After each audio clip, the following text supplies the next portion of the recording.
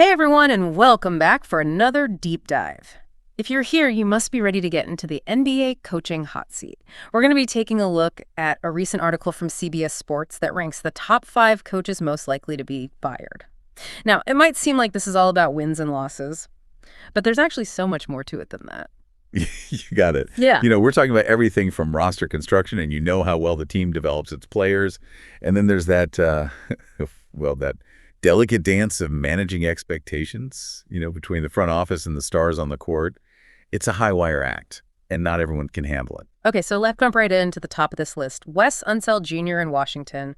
The Wizards are sitting at a pretty dismal 6-30. You don't need a fancy analytics degree to know that that's bad. But what's actually going on here? Well, you just look at the surface. It looks like a coaching nightmare. The worst defensive rating in the league, bottom 5 in offense and net rating. But, when you dig a little deeper, you start to see the front office decisions. Those decisions have put Unseld Jr. in a really tough spot. Yeah, looking at this roster, I'm not seeing a lot of, how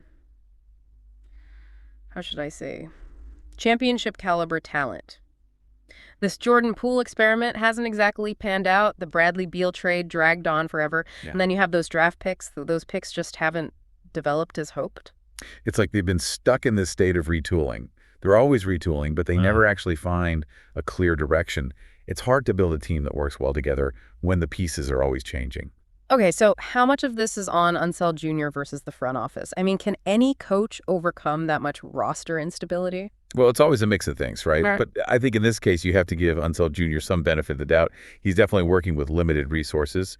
It's really tough to implement a system when the players around you keep changing. Okay, so let's flip the script a bit here. Let's talk about a coach who has the opposite problem, Monty Williams with the Detroit Pistons. This is the guy that just signed the biggest coaching contract in NBA history, and now he's the head coach of a team on a 28-game losing streak. I gotta admit, I'm a bit baffled by this one. Yeah, at first glance, it's definitely a head-scratcher. But the context here is really important. Detroit is rebuilding completely. They want to develop their young core more than they want to win right now. Okay, but this is where I get lost. Williams seems like he doesn't even want to play the young guys together. We're talking about Cade Cunningham, Jaden Ivey, Jalen Duren, Lazar Thompson. That's a lot of potential sitting on the bench. Why wouldn't you just throw them out there? Let them learn by fire. Well, that is the million-dollar question. And it really goes to the heart of whether Williams is the right fit. He's a coach who built his reputation on winning with veterans. So is he right for a team that is all about growing pains? It's almost like they brought in a master chef to teach a kindergarten cooking class. I love that analogy. You need a different set of skills to nurture young talent. You need different skills to manage a team of experienced stars. It takes patience. It takes a willingness to experiment. And you got to be focused on the growth of each player more than getting wins now. So do you think Williams is just out of his element? Or is there a method to all this madness? I mean, it's too early to say for sure. But if you look back at his track record, he hasn't really had much success developing young players. His strength has always been getting the most out of his experienced players. All right, so we've got a coach struggling with a bad roster and a coach who might be struggling with a young roster. This coaching hot seat is more nuanced than I realized. Now let's move on to a team with a very different type of pressure. The Los Angeles Lakers and Darvin Ham, their record isn't that bad at 19-19, but they've been inconsistent. And let's face it, the expectations in LA are always sky high. Especially when you have LeBron James. He has a way of applying pressure both directly and indirectly. And those recent comments he made praising Tyronn Lue, well, those comments definitely raised some eyebrows around the league. Yeah, it's not like he was subtly endorsing his current coach. It's almost like LeBron is sending a message. Get me a coach who can get us over the hump. Well, LeBron's never been shy about saying what he wants. And he knows that people listen when he talks. And we can't forget the Lakers' history with coaches. No coach has stayed for more than 3 years since Phil Jackson left. It was like a coaching graveyard. So is Ham just waiting for that inevitable phone call? It's tough to say for sure. But the Lakers front office has shown that they're willing to make changes fast. If they don't see the results they expect, they'll make a change. Okay, let's move on to Steve Clifford and the Charlotte Hornets. Clifford's very well respected around the league, but the Hornets haven't really shown much progress. And their record is, well, let's just say it's not pretty. It's been a rough season for them, for sure.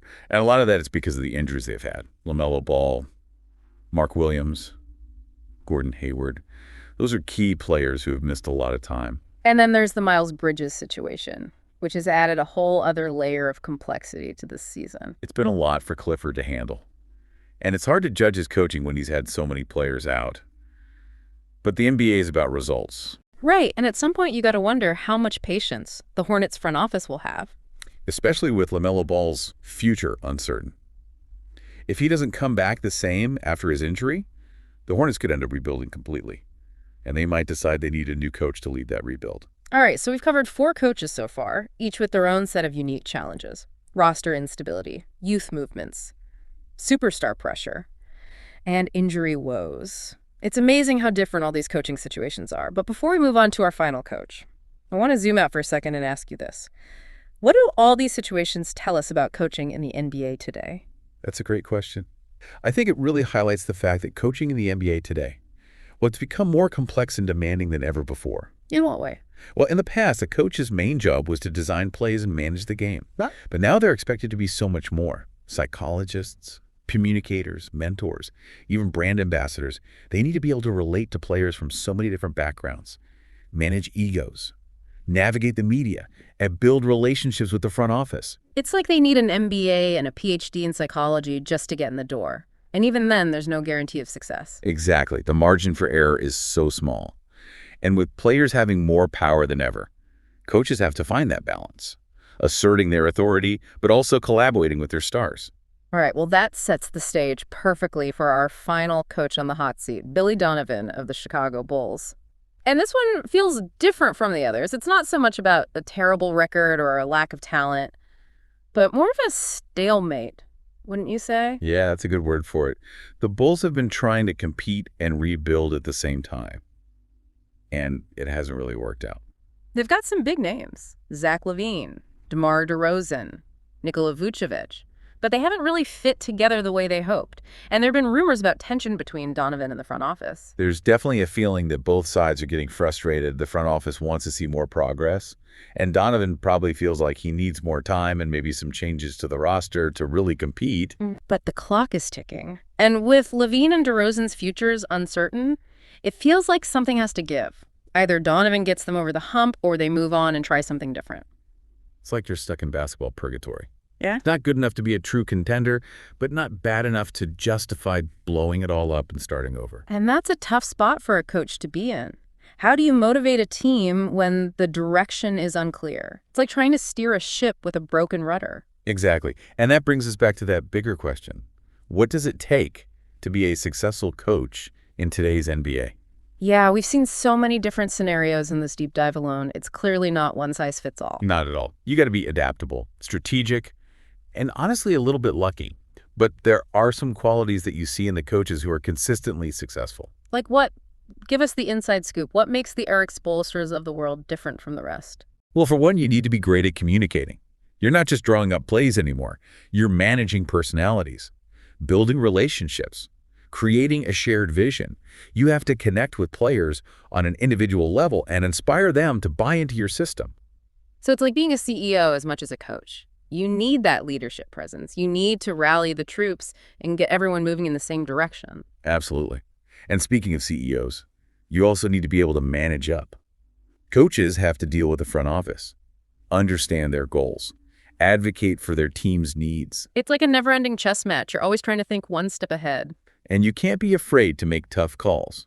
Sometimes that means benching your star player, or questioning a front office decision, or even calling out a player who isn't living up to expectations. Which is a lot easier said than done, especially with the egos and personalities you find in NBA superstars. No doubt. It takes a certain amount of confidence, but also humility to do that successfully. So it sounds like there's no magic recipe for success as a coach in the NBA. It's a combination of skill, personality, and a lot of adaptability. And maybe a little bit of luck. Being in the right place at the right time can make a huge difference. Speaking of right place at the right time, let's go back to Wes Unseld Jr. for a minute. Do you think he ever really had a chance to succeed in Washington? I mean, given the roster he got and the front office decisions around him? It's hard to say, but he definitely got dealt a tough hand. I mean, you see the constant roster changes. There's no clear direction for the team. And there's pressure to win now. In a city that has always struggled to get top talent, it's a recipe for disaster. And yet some coaches seem to do really well in those tough situations. Look at Nick Nurse. He took over a Toronto Raptors team in a similar situation. and he led them to a championship. Nurse is a great example of a coach who took on the challenge. He adapted to the circumstances, and he figured out how to get the most out of his players. He wasn't scared to try new things, Right. to think outside the box, and to let his players take ownership of their roles. And he wasn't afraid to butt heads with the front office. Remember that press conference where he basically called out the team for not trying hard enough? That takes guts, especially for a coach who was relatively new. But Nurse knew what he had to do to get his team's attention. And in the end, it worked. They went on a tear after that and won the championship. So maybe that's another key thing for coaches to be successful. Be willing to challenge how things are normally done, to stand up to those in power, and to fight for what they believe in. It's definitely a factor. The best coaches are the ones who aren't afraid to push boundaries, to question assumptions, and to create a culture where players feel like they can speak their minds. Which brings us back to Monty Williams and the Detroit Pistons. It seems like he's having trouble finding that balance between how he usually coaches and what a young developing team needs. He's used to leading veteran teams who want to win championships, not helping a bunch of rookies and second-year players through their growing pains. Yeah, it's a whole different way of thinking. And it's not clear if Williams is willing or able to make that change. I mean, he built his whole reputation on discipline, structure, and doing things exactly right. That's perfect for a team that wants to win now, but not necessarily for a team that is still trying to figure things out. It's like trying to teach a toddler how to play Mozart. You gotta start with the basics. Let them explore. And be okay with them making mistakes along the way. Exactly. You have to create a culture where they can learn, experiment, and even have a little chaos. And that can be tough for a coach who's used to being in control. So if you were advising Monty Williams right now, what would you tell him? How can he turn things around in Detroit and make the most of this opportunity? I would tell him to embrace the chaos. Let the young guys play even if they mess up. Encourage them to be creative, to take risks, and to develop their own basketball smarts. And maybe he needs to loosen up a bit, let go of some of that control and trust the process. Exactly. Sometimes the best coaching is about getting out of the way and letting the players figure things out themselves. Okay, so we talked about embracing the chaos. But what about coaching in a high-pressure place like Los Angeles? Darvin Ham is learning that coaching the Lakers is a whole different animal. Oh, for sure. The expectations are huge. The media is all over you. And there's always pressure to win. And then you have LeBron James, a legend who looms over everything that happens in that organization. And don't forget, LeBron is known for sharing his opinions about coaching decisions. Those comments he made about Tyronn Lue weren't exactly a vote of confidence for him. Definitely not. And that's the kind of pressure that can really get to even the most experienced coach. You're always looking over your shoulder, wondering if the front office has your back, if your star player has your back, and if the fans have your back. It's like trying to conduct an orchestra where everyone in the audience is yelling out what songs they want to hear. How do you even block out all that noise and just focus on your job? It takes a really strong mind, that's for sure. You have to be able to separate things, focus on what you can control, and trust your gut. And you have to surround yourself with people you trust, people who can give you honest feedback and help you stay grounded. So it's not just about the X's and O's. It's about managing the emotional and psychological parts of the game, too. Absolutely. And that's something people often forget when they talk about coaching. It's not just about plays and who's on the court. It's about understanding people, building relationships, and creating a place where players feel supported and empowered. Which brings us to Steve Clifford and the Charlotte Hornets. He's had to deal with a lot this season. Injuries, the whole Miles Bridges thing. How can you even judge a coach when they've had so much bad luck? It's really hard. You have to look at what was going on and try to see how the coach responded to those challenges. For Clifford, I think he's done a good job keeping the team competitive despite everything. But at some point, you have to think the Hornets front office will want to start over, especially if they're planning to rebuild around LaMelo Ball. That's a valid point. Yeah. And it shows another part of this coaching thing. There's always pressure to get results no matter what's going on. Like the saying goes, you can't make an omelet without breaking a few eggs. But in the NBA, those broken eggs can be pretty expensive. And the chefs who break too many eggs often end up losing their jobs. So it's a tough balancing act. Trying to please the front office, trying to meet the demands of the star players, and dealing with the unpredictable nature of the game itself. You got it. And that's what makes the whole coaching thing in the NBA so interesting to watch. It's high stakes, the rules are always changing, and the pressure's always on. Okay, we've talked about a lot here. Pressure of coaching in a big market, challenges of developing young talent. But before we wrap up this part of our deep dive, I want to go back to something you said earlier. You talked about communication and building relationships. How do the best coaches build that trust and open communication with their players? It all starts with listening. The best coaches are the ones who really try to understand their players, not just as athletes, but as people. They get to know their backgrounds, their families, what they like to do outside of basketball. So it's about that human connection, seeing each other as people. Exactly. When players feel like their coach sees them as a person, they're more likely to believe in what the coach is doing, to work hard, and to accept criticism. And it's about making a space where players feel like they can speak freely. Absolutely. The best teams are the ones where everyone talks openly and honestly, where everyone feels like their voice matters. But that's got to be tough to do, right? Especially in the NBA, where players have such big egos and personalities. For sure. You need to be a really good communicator to handle that, and to create an environment where everyone feels respected. So it's not just about being a great coach in terms of strategy. It's about being a great leader, a great communicator, and a great person. You said it. And that's what makes finding the right coach so hard and so rewarding when you do find the right person. It's about finding someone who can bring out the best in a team and lead them to success. Well, this has been a really insightful look into the world of NBA coaching. We went deeper than just the headlines and really explored the details, the pressure, and the always changing aspects of this tough job. It's been great talking through these coaching scenarios with you. And as always, we want to hear from you. What qualities do you think are essential for an NBA coach today? Hit us up on social media and let's keep talking. Until next time, keep learning and keep digging deep. And remember, the game is always on. It's like they're stuck, Not good enough to be a real contender, but not bad enough to just start over completely. It's a tough spot for any coach. How do you get your team going when you don't even know what direction you're headed? It's like trying to steer a ship with a broken rudder. Exactly. And that takes us back to that question we talked about earlier. What does it take to be a good coach in the NBA these days? Yeah, we've seen a lot of different situations just in this deep dive alone. It's definitely not the same for every team. Nope. You got to be able to adapt. You got to have a plan. And honestly, you got to be a little lucky. But the coaches who are always successful, they seem to have certain qualities in common. Like what? Give us the secrets. What sets guys like Eric Spoelstra apart from everyone else? Well, first of all, you got to be a master communicator. It's not just about drawing up plays anymore. You're managing personalities, building relationships, creating a vision that everyone can believe in. You got to connect with each player as a person, and you got to inspire them to believe in your system. So it's like being a CEO just as much as a coach. You need that leadership. You got to rally the troops and get everyone moving in the same direction. For sure. And speaking of CEOs, you also got to be able to manage up. You got to deal with the front office, understand their goals, and fight for what your team needs. It's like a constant game of chess. Yeah. Always thinking ahead. And you can't be afraid to make the tough decisions. Sometimes that means you got to bench your star player, or question what the front office wants to do, or even call out a player who's not doing what he's supposed to be doing. Which is way easier said than done, especially when you're dealing with the huge egos of NBA superstars. Yeah, no doubt. You need a certain amount of confidence, but also humility to do that. Right.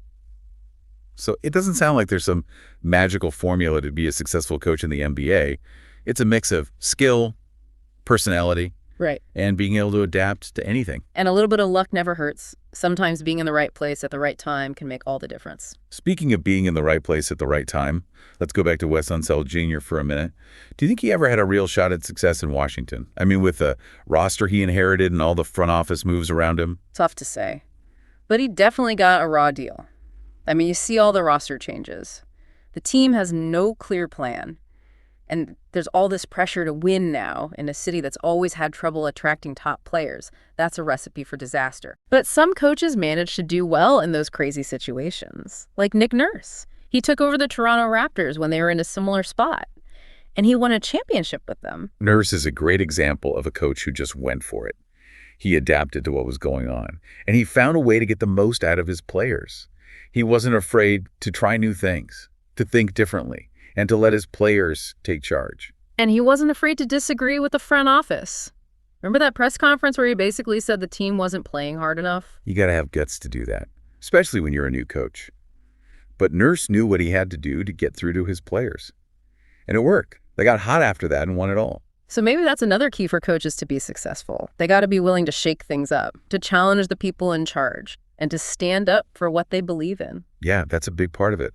The best coaches are the ones who aren't afraid to push the limits, to question everything, and to create a culture where players feel comfortable speaking their minds. Which brings us back to Monty Williams and the Detroit Pistons. It seems like he's struggling to find that balance between his style of coaching and what a young team that's still developing needs.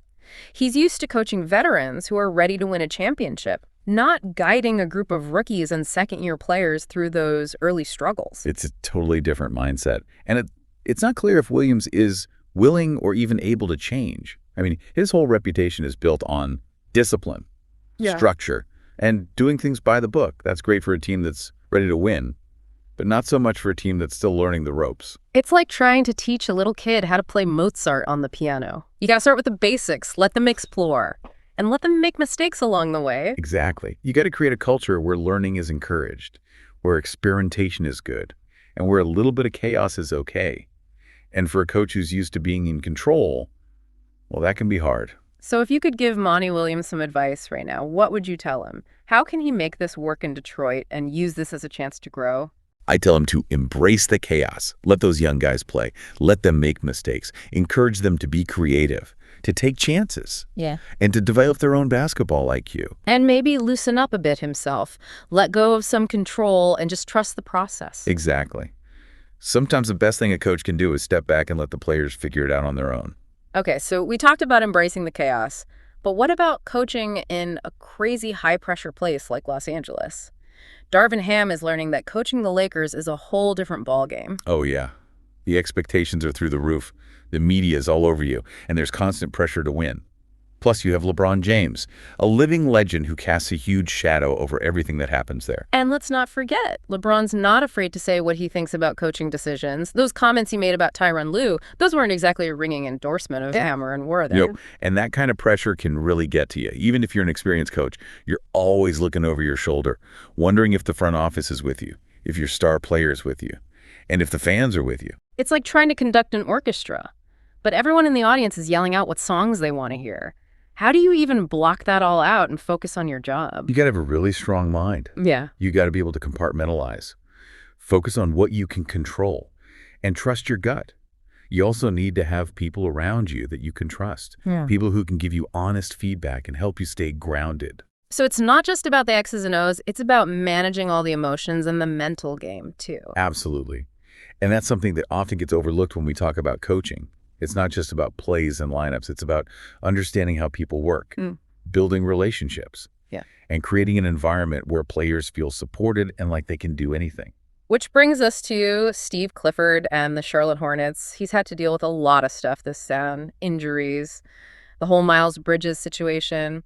How do you judge a coach fairly when they've had so much bad luck? It's really tough. You got to look at the bigger picture and see how the coach handled all those challenges.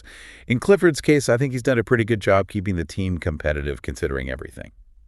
But you gotta wonder, at what point does the Hornets front office decide to make a change? Especially if they're thinking about rebuilding around LaMelo Ball. That's a fair question. And it shows another thing about coaching in the NBA. You always got to be getting results no matter what's going on. It's like that saying, you can't make an omelet without breaking some eggs. But in the NBA, those broken eggs can be pretty costly. And the chefs who break too many eggs, well, they usually end up getting fired. So it's a delicate balance. You got to keep the front office happy, you got to meet the demands of your star players, and you got to deal with the fact that anything can happen in the game itself. That's right. And that's what makes coaching in the NBA so interesting to watch. The stakes are high, the rules are always changing, and the pressure is always there. All right, we've covered a lot here. Pressure in a big market, challenges of developing young players. But before we wrap up this deep dive, I want to go back to something you said earlier. You talked about communication and building relationships. How do the best coaches build that trust and open communication with their players? It all starts with listening. Yeah. The best coaches are the ones who really take the time to understand their players, not just as basketball players, but as people. They get to know their backgrounds, their families, their interests outside of basketball. Right, so it's about making a real human connection. Exactly. When a player feels like his coach sees him as a person, he's more likely to buy into the coach's system, work harder, and be open to criticism. And it's about creating an environment where players feel comfortable speaking their minds. Absolutely. The best teams are the ones where everyone can talk openly and honestly, where everyone feels like their opinion matters. But that's got to be hard to do, especially in the NBA where everyone has such big egos and personalities. No doubt about it. You need to be a really skilled communicator to handle that, and to create a space where everyone feels respected. So it's not just about being a good strategist, it's about being a good leader, a good communicator, and a good person. You got it. And that's what makes finding the right coach so tough and so rewarding when you do find that person.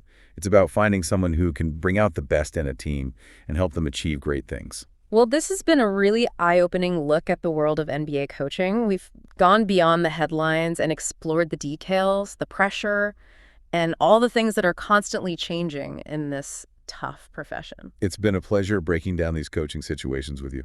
And as always, we want to hear from you. What qualities do you think are most important for an NBA coach today? Let us know on social media, and let's keep this conversation going. Until next time, keep learning and keep digging deep. And remember, the game is always on. Yeah, it really makes you think, doesn't it? There's a lot to consider. Like the players on the team right now and what their goals are for the future, the personalities of all the players. And then you got to factor in the front office.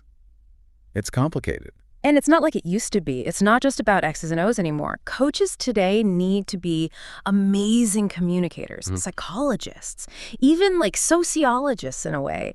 They got to know how to motivate these guys, how to handle those big egos, and how to create a team that really clicks. Exactly. And they got to be able to change things up on the fly. The game is always changing, and coaches need to stay one step ahead. So they got to be able to adjust their game plan, change up the lineups, even change their whole approach, depending on who they're playing against, what's happening in the game, even the mood of their players. It's like they need a sixth sense for the game, like an intuition that goes beyond the stats and the playbook. That's a good way to put it. And they got to be tough, because coaching in the NBA, well, it's intense. There are going to be tough losses. The media is going to be all over them. The front office is going to be demanding. A coach needs to be able to deal with all that and still keep his team focused on winning. So it's not just about getting wins. It's about building a culture where winning is just part of who they are. A culture that can handle the tough times and the good times. You got it. And that's why it's so hard to find the right coach. But when you do find that person, it's worth it. You're looking for someone special who can unlock a team's potential and make them great. Well, this has been a really eye-opening look into the world of NBA coaching. We went beyond the surface and saw how complicated it is, all the pressure, and how things are always changing in this tough job. It's been great talking through all this with you. And like always, we want to hear from you. What do you think are the most important qualities for a coach in the NBA today? Let us know on social media and keep the conversation going. Until next time, keep learning and keep exploring. And remember, the game is always on.